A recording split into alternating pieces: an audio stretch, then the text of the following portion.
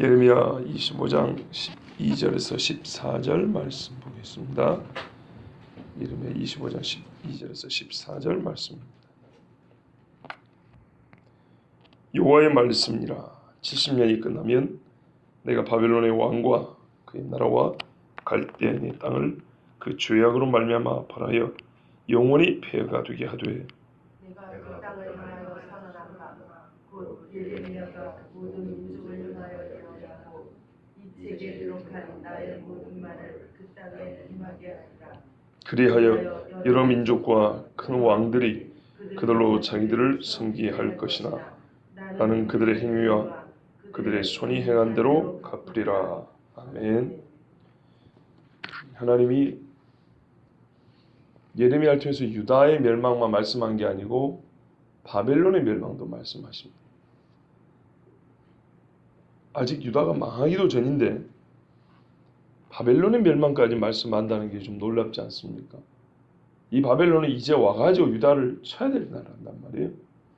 그런데 유다의 멸망뿐만 아니라 이 유다를 친 바벨론도 멸망할 것을 예언을 하고 계세요. 추정이 아니고 그렇게 된다고. 여러분, 하박국 선지자가 하나님 앞에 질문한 게 이겁니다. 왜 하나님은 의인이 악인한테 멸망을 당하는 것을 보고만 계십니까? 하박국 눈에 보기에는 아무리 범죄해도 유다가 의인이고 바벨론이 악인인 겁니다.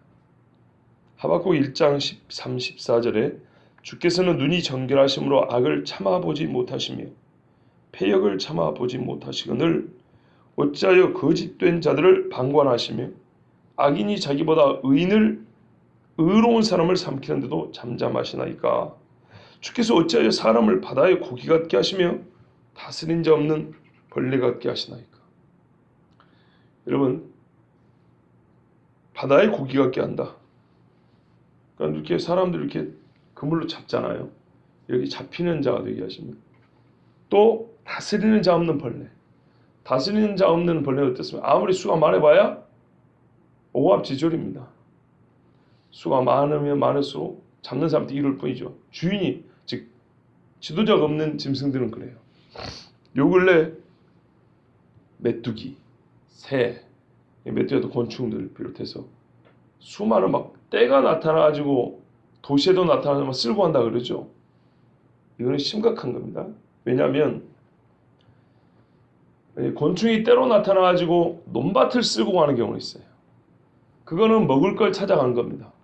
그런데 도시에 나타나가지고 한번 쓸고 간다는 것은 방향을 잃었다는 얘기입니다. 곤충이 그렇게 수천만 마리 혹은 수억만 마리가 때를 잃고 정신이 없이 도시에 나타날 수는 없습니다. 그 곤충의 지도자가 진짜 말 그대로 이 미치지 않고서는 들이나 산이 아닌 도시로 올 수가 없습니다. 그런 건 어떻게 된 거냐면요. 이 짐승들은 하나님이 본능적으로 방향 감각을 사람보다 훨씬 더 잘 찾을 수 있도록 이 뇌 안에 센서가 있거든요. 이게 파괴됐다는 얘기입니다. 그래서 정신없이 또 돌아다니는 겁니다. 말 그대로. 그러다 처박혀 죽어요. 그렇게 된 이유가 바로 우리 인간들이 만드는 이 수많은 전자파들입니다. 한번 생각해 보세요. 오만데 사람도 미칠 지경이에요. 연구 결과 나왔어요. 예를 들면 핸드폰 켜고 이렇게 하면요, 이빨에 해놓은 데를 옛날에 아말감 있죠. 이런 게 녹는답니다. 이 안에 약간의 수은 성분이 있거든요. 수은 중독이 될 수도 있다 그래요. 핸드폰 놓고 자지 마라 그러고 뇌파가 문제가 생긴다 그러죠. 생각을 해보세요. 진짜로 온 하늘에 전자파가 그냥 가득 차 있어요. 이런 곤충이나 짐승들이 미칠 지경이 돼요. 곤충이 하나 사라지면 여러분 사람이 살지는 못합니다. 벌이 사라지면 생태계가 얼마나 파괴되는지 아십니까? 개미만 없어도 다 죽습니다. 하나만 없어지면 다 죽습니다. 그렇게 절대적인 짐승들하고 곤충들이 있습니다. 자, 그런 참 어려운 시대를 살고 있는데 하박국이 많은 게 그런 거예요. 간혹 가다가 이렇게 정신 잃고 길을 잃고 막 때를 지어 다니다가 다 처박혀 죽는 것들이 있단 말이에요. 이스라엘이 왜 이와 같이 정말 정처 없이 정신 잃고 헤매다가 다 떨어져 죽어야 됩니까? 이게 하박국의 질문이에요.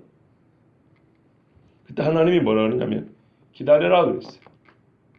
크게 두 가지 대답하셨어요. 첫째, 기다려라.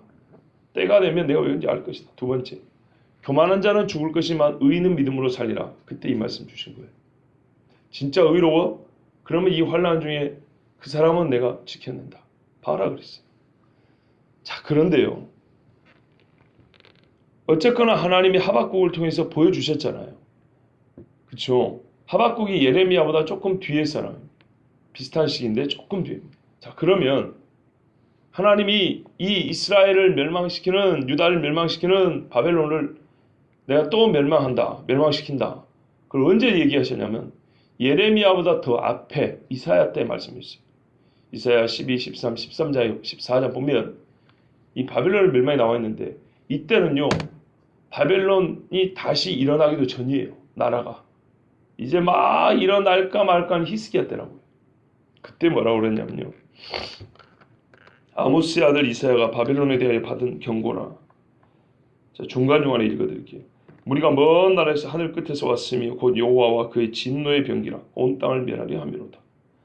바벨론도 멸하려고 일어난 군대가 있다 이 말입니다. 그게 우리가 잘 아는 나중에 메대와 바사군입니다. 내가 세상의 악과 악인의 죄를 벌하며 교만한 자와 자의 오만을 끊으며 강포한 자의 거만을 낮출 것이며 내가 사람을 순금보다 희소하게 하며, 얼마나 사람이 적게 되는지 한번 보세요. 인생을 오벨의 금보다 희귀하게 하리로다. 그들의 어린아이들은 그들의 목전에서 매어침을 당했고 바벨론이 유다의 한 그대로입니다. 그들의 집은 노략을 당하겠고 그들의 아내는 욕을 당하리라. 보라, 은을 돌아보지 아니하며 금을 기뻐하지 아니하는 메대 사람을 내가 충동하여. 그러니까 이 메대와 바스 사람은 돈이 별로 욕심이 없어요. 그냥 생명을 다 죽여버리는 거예요. 내가 충동하여, 보세요, 하나님이 일으키죠. 그들을 치게 하리니 메대 사람이 활로 청년을 쏘아 죽이며 태의 열매를 긍휼히 여기지 않으며. 그러니까 뱃속에 있는 애도 끄집어낸다 이 말이에요. 임신한 여자들도 다 쳐 죽여버린단 말이에요. 얼마나 잔인한가 보세요. 아이를 애석하게 보지 아니하리라. 열국의 영광이요 갈대아 사람의 자라는 놀이개가 된 바벨론이 하나님께 멸망을 당하는데 멸망당한 소돔과 고모라 같이 되리니. 소돔과 고모라 흔적이 있습니까? 없습니다. 네, 흔적만 남았어요. 다 죽어버리고. 그렇게 한대요. 그곳에 거주할 자가 없겠고 거처할 사람이 대대에 없을 것이며 아라비아 사람도 거기에 장막을 치지 아니하며 목자들도 그곳에 그들의 양떼를 쉬하지 아니할 것이고. 그러니까 뜨내기들 양치고 이리 왔다 저리 갔다 하는 사람들도 바벨론의 땅에는 안 들어간대요. 저주받은 땅이라고. 황폐한 땅이라고. 뜯어먹을 것도 없다고. 풀 뜯을 것도 안 들어간다는 거예요. 오직 들짐승들이 거기에 엎드리고 부르짖는 짐승이 그들의 가옥에 가득하며 타조가 거기에 깃들이며 들량이 거기서 뛸 것이요 그의 궁성에는, 옛날에 궁전에 있던 곳에는 승냥이가 부르짖을 것이요 화려하던 궁전에는 들깨가 울 것이라. 그의 때가 가까우며 그의 날이 오래지 아니하리라. 맨 마지막이 참 하나님의 말씀은 우리에게 미소를 모읍니다. 그의 때가 가까우며 그의 날이 오래지 아니할 것이다. 바벨론의 멸망이 오래지 아니하여 곧 올 것이란데요. 이 연한 이후로 어림자가 200년이 넘어야 일어난 일입니다. 하나님이 200년이 더 남았는데도 곧 그날이 온답니다. 하나님 앞에는 1000년이 하루 같다 그랬죠. 금방이요, 금방. 200년 남은 시대를 산 사람한테는 먼 얘기지만 시간을 흘러 200년이 된 그때를 사는 사람도 있을 거 아닙니까? 그 당대를 사는 사람도 있을 거 아닙니까? 그 사람들한테 이거 진짜 무서운 얘기죠. 주님 다시 오실 때 있어 환란에 대하여 성경을 보면요, 2000년 전에 들은 사람들도요 매우 긴장하고 경각심을 가지고 들었어요. 그래서 깨어 있었어요. 근데 2000년 후를 사는 지금은 오히려 그렇게 안 들어요. 이게 모순 중에 모순이라는 겁니다. 하나님 말씀을 그래서 너무 가볍게 듣는다는 거예요. 2000년 전에 사람들 그렇게 안 들었어요. 하나님 보세요. 앞으로 200년이 더 있어야 될 일을 곧 그때가 온다. 이렇게 말씀하고 있단 말이에요. 자, 그러니까 하나님이 이사야 때, 히스기야 때 이미 이 말씀을 주셨어요. 그리고 히스기야의 시대를 지나 요시아의 시대를 지나 지금 유다 말기에 와가지고 예레미야를 통해서 또 말씀한 거예요. 이제는 진짜 가깝고요. 바벨론이 신흥 강대국으로 아수르를 쳐서 없애버릴 그때입니다. 자, 바벨론에 그러니까 하나님이 예언하신 것이 정확하죠. 옛날부터 예언하신 거예요. 그러니까 우리가 여기서 깨달을 게 뭔가요? 하나님은 반드시 그 섭리대로 행하신다는 겁니다. 자, 바벨론의 승승장구하던 때가 금세 지날 것이고 마지막에 금방 온다지 않습니까? 그러니까 이 나라가 그렇게 오래 못 간 거예요. 생각해 보세요. 네. 이 조그만 나라에 조선도 500년이 갔는데 이 세계를 지배하는 어마어마한 나라가 그리 오래 못 간 거예요. 세상이 강자로 군림하던 날이 오래가지 못하고 금세 멸망한다는 것입니다. 그 왕은 죽고 백성도 죽고 흩어지고 땅은 황폐한다. 자, 왜 세상의 영화를 자랑하던 바벨론이 이렇게 삽시간에 망합니까? 바벨론의 하늘궁전이라고 들어보셨습니까? 공중정원이라고. 요즘에 큰 빌딩 가면 스카이라운지라고 이 옥상쯤에 하면 막 정원 만들어 놓고 사람들 막 비싸게 돈 받아 먹고 하는 데 있죠.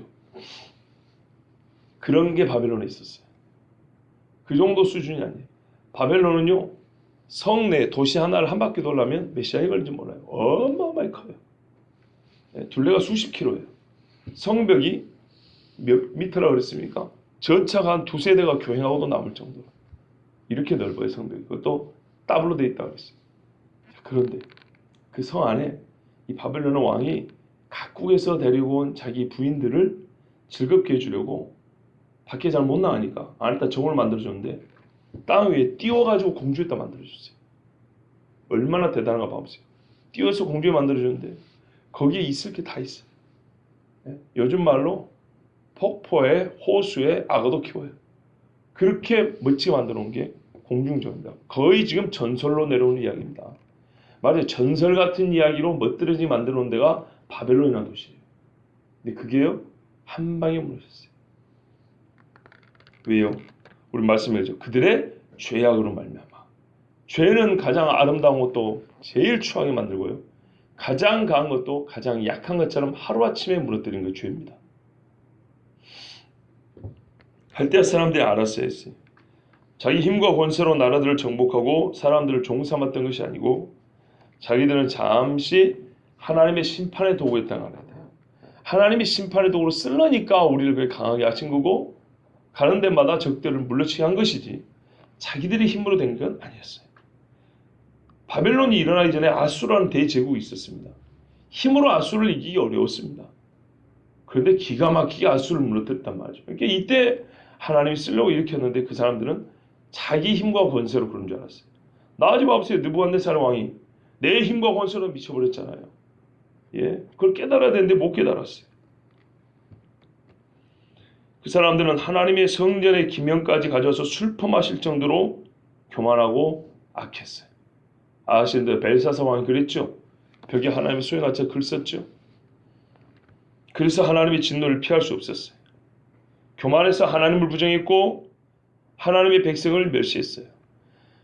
심판의 도구로 쓰여진 것이지 자기들의 의로움으로 하나님의 백성을 멸시할 수 있었던 건 아니었는데 착각을 해도 보통이 아니었어요. 엄밀히 말하면 이스라엘과 유다는 바벨론의 종이 아닙니다. 하나님의 백성입니다. 하나님의 백성이기 때문에 하나님이 처분하신 거죠. 잠시 너희가 바벨론 사람을 섬기라. 근데 바벨론 사람들은 자기 권리, 자기 권한으로 유다 사람들을 종으로 부렸단 말이에요. 그렇게 생각하면 안 됩니다. 교만한 정복자와 압제자들은 자기들의 권력을 행사할 때 그 번영을 구가할 때 절제해야 했습니다.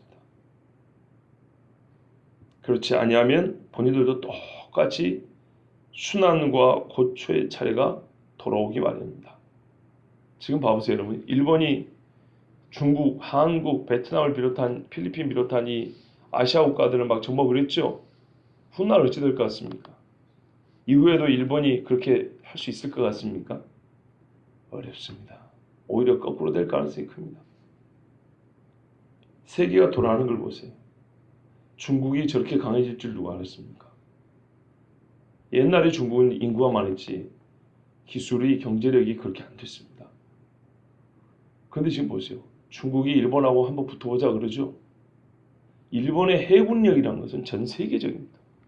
세계적으로 두세 손가락 안에 들어온 게 일본의 해군입니다. 그런데 지금 중국이 조금만 기다려봐 그러잖아요. 참 시대가 이렇게 바뀐 겁니다. 겸손해야 됩니다. 그런데도 여전히 옛날 제국주의 시대인 줄 알고 일본이 막 망발을 쏟아냈죠. 하나님 다 듣고 있습니다. 자, 70년이 끝나면 벌한다 그랬어요. 그들의 힘과 교만이 끝까지 갈 줄 알지만은 그 시대 금방 끝납니다. 되게 교만하고 물질이 많고 힘 있는 사람들은요, 큰 착각이 있는데 계속 자기들의 시대가 이어질 거라고 생각하는 거예요. 이건 어려운 이야기 아닙니다. 젊을 때를 한번 생각해 보세요. 젊을 때 이 젊음이 계속될 줄 아는 착각. 나이 드니까 금방 없어질 착각이죠. 똑같은 겁니다. 그걸 확대시키면 나라의 착각인 거예요. 확대시키면 큰 기업의 착각인 거예요. 이러한 마음은 힘과 재물이 많은 사람들의 희망이지만 희망사항입니다. 절대로 그 희망대로 안 됩니다. 때는 잠시고 기간은 정해져 있습니다. 70년입니다. 그 후에는요, 하나님이 벌하여 더 하고 싶어도 안 돼요. 하나님이 벌을 내리니까. 영원한 폐해가 된다 그랬습니다. 자, 이때는 유다의 포로 생활이 끝나는 때이면서 바벨론이 동시에 이제 벌을 받고 그들이 포로가 되는 시간입니다. 70년이 됐는데 안 되면요. 그럴 리가 없죠. 하나님의 섭리입니다. 보세요. 예레미야의 입으로 지금 하신 말씀입니다. 그 종 예레미야 입을 통해서 유다의 멸망을 예고한 하나님이 똑같은 선지자 입을 통해서 말씀하셨으니 이게 얼마나 확실하겠습니까? 그것도 한참 강대해지고 있는 나라를 두고 멸망을 얘기했어요. 얼마나 어려운 예언인가 봐보세요. 곧 망해갈 나라를 보고 예언하는 건 쉬워요. 근데 지금 한참 부강해지고 있는 나라를 두고 때가 얼마 한 70년, 고작 70년 있으면 망한다니요. 이거 진짜 망발이죠. 그런데 하나님이 하시는 일이기 때문에 이렇게 예언하신 겁니다. 그리고 사람들은 그때가 되면 천지에 여호와 외에는 하나님이 없는 줄을 깨달을 것입니다. 실제로요. 70년 후에 바벨론은 페르시아와 메데 구세 망했고요. 지금으로부터 약 150년 전에 유럽의 프랑스나 영국 사람들이 고고학자들이 발굴하기 전까지는 옛 바벨론은 땅에 묻혀 있었습니다. 공중 정도 땅속에 들어 있었습니다. 기가 막힐 일입니다. 그 많은 곳 건물이 무너지고 흙이 와서 쌓였다는다기보다는 지진이 나서 들어가 버렸다는 얘기에 가깝습니다. 실제로 여러분도 가끔 TV에서 보시겠지만 사실 TV보다는 인터넷에 확인해 보면 더 많은데요. 세계 곳곳에 물이나 땅 속에 잠긴 도시가 생각보다 많습니다. 이 10손가락으로 부족합니다. 엄청나게 많습니다. 물속이나 땅 속에 들어간 나라들. 도시가 그대로 통째로 물속에 있어요. 무섭죠? 물속에도 피라미드가 있어요. 그럼 얼마나 많이 꺼졌다는 얘기가 들어보세요. 쑥 꺼져버렸다는 얘기죠. 노아 홍수 때 그랬나? 근데 보면 그 사람들의 문명이 그 시기가 노아 홍수 시기가 아니에요. 홍수 때는 당연하거니와 그때는 뭐 거의 그냥 흔적도 쓸어버렸고요. 그 이후에도 범죄한 소돔과 고모라 하나님 친 것처럼 기록이 다 안 됐을 뿐이지 물속과 땅속으로 집어넣은 나라가 한두 개가 아니에요. 그런데요. 말하자면 이 바벨론도 발굴할 때 보니까 그 대단한 도시가 땅 위로 몇십 미터 성을 쌓았는데 땅 속에서 발견됐다는 것은 제가 보기에는 지진으로 들어가 버렸다고 봐야 되는 거예요. 흙이 덮였고 그럴 수는 없어요. 지금 남한산 흙에 들어갑니까? 동대문이 흙 속에 들어갑니까? 안 그러죠. 폐해가 됐고요. 실제로 짐승들이 오다가다 똥오줌 싸는 데가 거기였어요. 그런데 바람이 불고 그래가지고 흙이 좀 날리니까 뭐가 좀 보이는 거예요. 땅속에. 그거 파보니까 그 속에 도시가 있는 거예요. 기가 막힌 사건입니다. 하나님 말씀 그대로입니다. 황폐하여서 사람이 찾지 못하는 도시가 되거든요. 양치는 소년들이 와서 양을 치지도 못할 정도로 풀 한 폭이 안 나는 땅이 되거든요. 말씀 그대로 있습니다. 그래서 이런 말이 있는 거예요. 너희가 조용하여 찬송하지 않으면 돌들이 소리 지른다고. 실제로 돌들이 소리 질러요. 하나님 살아계신다고. 그 소리 지르는 땅 파보면, 그 돌이 소리인데 파보면 하나님 말씀의 증거들이 거기 들어있어요. 하나님 정확해요. 정말 정확해요. 문제는 이 70년이 언제부터 시작하자는 거죠. 여러 가지 이론들이 있습니다만은 이 시간에 그냥 결론만 말씀드리면, 성경의 사례를 보면요, 종살이했던 400년 있지 않습니까? 400년 또는 430년이라고 그러죠. 정확히 말하면 430년이고 어림잡아 말하면 400년이라고 그러죠. 그때가 언제부터냐면, 아니요, 야곱의 집이 들어갈 때부터, 그때부터 셉니다. 왜 그러냐면요, 출애굽기의 시작이 거기서부터 시작됩니다. 야곱과 함께 애굽으로 들어간 사람들의 이름이 이러하니라. 슈못, 이름들을 이렇게 시작합니다. 출애굽기. 우리는 애굽에서 나왔다는 그 의미를 찾아서 출애굽기라고 그러죠. 근데요, 히브리 말로는 그렇게 시작한 게 아니라 이름으로 시작합니다. 이름들 이렇게 말합니다. 즉 애굽으로 들어가 살게 된 사람들의 이름부터 기록한다는 것은 이때부터 시작한다는 겁니다. 이 사람들로부터. 그러니까 그때로부터 계산한, 즉 쉽게 말하면 무슨 일이든 간에 포로가 여러 번 끌려왔을 자도 처음 끌려왔어요. 처음 거주하기 시작했을 때. 누가요? 이스라엘의 출애굽이니까 이스라엘이 처음 애굽에 들어가 살 때. 그 전에 아브라함도 곡식어둠으로 간 적도 있잖아요. 어떤 사람은 그때부터 쉬는 사람인데 그렇게 세는 게 아니고, 이스라엘 70인 가족이 애굽에 들어와서 얹혀 살 때부터 종살을 생각합니다. 그러나 실제로 종이 된 것은 요셉도 죽고 요셉을 알던 바로도 죽은 다음이죠. 그때부터 실제 종살이 시작됐지만 남의 집에 얹혀 산 것들부터, 그 처음부터 계산을 하거든요.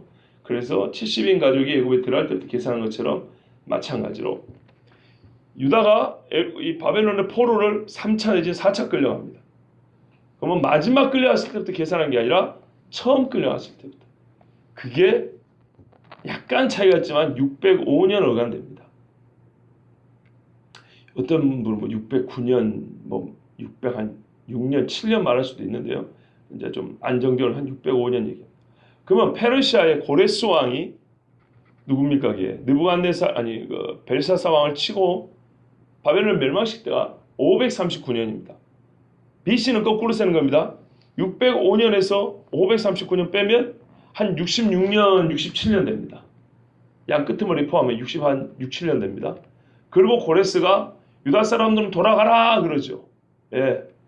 그래가지고 이 사람들 방을 붙이고 갈 사람 모으고 조직해가지고 몇 달 동안 여행해서 와가지고 이제 이스라엘에 정착하고 하면은 어림잡아. 그래서 이제 70년이 나온다는 얘기입니다. 그때가 가장 유력한 시간입니다. 그 기간입니다. 자, 그는 또 해당 본문을 정확히 찾아볼 수 있겠고요. 내가 그 땅을 향하여 선언한 바, 곧 하나님이 뭐라고 선언했어요? 예레미야가 모든 민족을 향하여 예언하고 이 책이 기록한 나의 모든 말, 하나님이 반복하게 지금 강조하고 있습니다. 그냥 오다가다 한 말도 아니고 예레미야를 통해서. 그리고 바벨론이 망한다는 것은 바벨론 사람들이 말한 것도 아니고 이 사람 저 사람한테 얘기를 했어요. 모든 민족이 드러나고 확인할 수 있도록. 그리고 기록까지 해놨어요. 하나님 스스로가 이걸 계속 강조하고 있어요. 반드시 그래야 된다는 거예요. 그 말을 그 땅, 바벨론 땅에 임하게 하리라 그랬어요. 그러므로 이 말이 안 이루어지면 하나님은 더 이상 하나님이 아닌 거죠. 하나님 스스로 이렇게 보증한다. 나는 나를 통해 보증한다는 거예요. 그럼 아니면 하나님 본인이 무너지는 거예요. 그러나 여러분 역사는 증명합니다. 하나님 말씀대로 되었다고. 그러므로 여러분 때가 되면 하나님께서 열국의 심판이 있을 것이다. 재앙이 있을 것이다. 교회의 배도가 있을 것이다. 라는 말씀은 분명한 사실입니다. 이사야 44장 26절에 내가 내 종의 말을 응하게 하여 내 사자의 모략을 성취하게 하리라 그랬어요. 그래서 하나님이 그 종 이사야를 통하여 주신 말씀이 반드시 응하게 한다. 보증해 준다. 이런 말씀입니다. 그와 똑같이 예레미야의 말도 하나님이 지금 하나님이 보조해 주는 겁니다. 여러분 감사하죠. 세상에는 말입니다. 주인이 종한테 일 시켜놓고 문제 생기면 종이 잘못된 것처럼 오히려 도리어 자기가 역정되는 경우이죠. 하나님은 그런 비열한 주인이 아니에요. 내가 시켰다. 책임 나한테 물어라. 안 되면 나를 뭐라 그래. 내 종들은 내가 시킨 대로 한 것뿐이야. 참 하나님 멋진 분이에요. 정말 멋진 분. 이사야 때도 그랬고요. 예레미야 때도 그랬고요. 특히 보시면 이사야와 예레미야는 분량이 무지하게 깁니다. 많아요. 그만큼 말하자면 책임져야 될 말이 많은 거예요. 이 외에 다른 선지자들은 마찬가지입니다. 내 말이 응하는 걸 보리라. 내가 명했다. 하나님은 꼭 그렇게 말씀했어요. 이게 얼마나 감사하냐면요. 성경의 영감론에 대해서 의문을 제기하는 사람들에게도 이 말은 대답이 되는 겁니다. 사람이 쓴 말이다. 사람이 지어낸 말이다. 사람들이 당대의 역사적인 배경을 가지고 그 사람들에게 위로하려고 또는 경고하려고 아니면 자기들의 어떤 뜻을 전달하려고 쓴 게 성경이다. 이딴 소리 하는데요. 하나님은 그렇게 말씀 안 해요. 내가 준 말이다. 이렇게. 내가 보증한다. 정말 성경은 여러모로 우리에게 참 깊은 은혜를 줍니다. 14절입니다. 그리하여 그들은 자기 죄로 말미암아 또 그 죄를 보시고 하나님은 벌하시려고 그 종 예레미야를 통하여 몇 번이고 거듭 말씀하셨으므로 그들의 죄와 나의 약속으로 나의 말로 말미암아 그리하여 여러 민족과 큰 왕들이 그들로 자기들을 섬기게 할 것이나 어려운 말이 아니죠. 근데 우리말이 번역이 좀 이상해서 어렵게 생겼어요. 무슨 말이냐면 바벨론을 치러 여러 왕들이 와요. 한 나라가 아니란 얘기예요. 실제로 메대와 바사의 연합군이었고 그들과 따르는 다른 나라들 사람들이 있어요. 여러 민족이 맞아요. 와서 큰 왕들이 이미 메대와 바사는 왕이 있는 국가였어요. 왕들이 와서 어떻게 했냐? 바벨론 사람을 그들이 자기들을 섬기게 한다는 거예요. 종사한다는 얘기예요. 그러니까 큰 왕들과 여러 민족이 와서 바벨론 사람들로 하여금 자기들을 섬기게 한다 이런 말이에요. 종되게 한다는 얘기죠. 예. 뿌린 대로 거둔다는 말씀이 생각날 겁니다. 그리고 한 걸음 더 들어가 볼까요? 뿌린 대로 거둔다는 걸 지나서 한 걸음 더요. 바벨론이 하나님 앞에 심판의 도구로 쓰임을 받았던 어쨌든 종이 아니었습니까? 한때 그렇죠. 이거를 가지고 우리가 교훈을 좀 찾는다면 사람이 하나님의 목적을 이루기 위한 도구로 쓰임 받을 때라도 그때조차 하나님을 알지 못할 수도 있다는 겁니다. 두 번째는요. 누가 자기들을 쓰는지 깨우치지 못하고 도리어 하나님을 대적하는 죄를 더 쌓는 경우도 있다는 것입니다. 왜 이런 말씀드리냐면 실제로 열왕기 같은 데 봐보세요. 바벨론의 군대가 와가지고 유다를 칠 때 그냥 치는 게 아니고요. 우리 하나님이 시켜서 왔어. 이런 식으로 얘기한다. 옛날에 아수르도 히스기야 때 그랬거든요. 우리가 그냥 온 게 아니다. 너희 하나님이 너희들 말 안 들으라고 치라고 하더라. 이런 식으로 와요.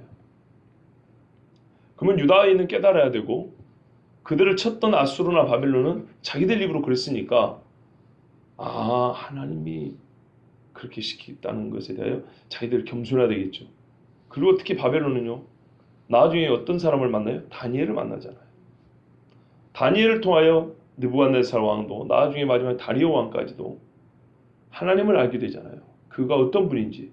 그런데도 보세요. 회개하고 돌이켜 겸손했나요? 전혀 안 그랬죠.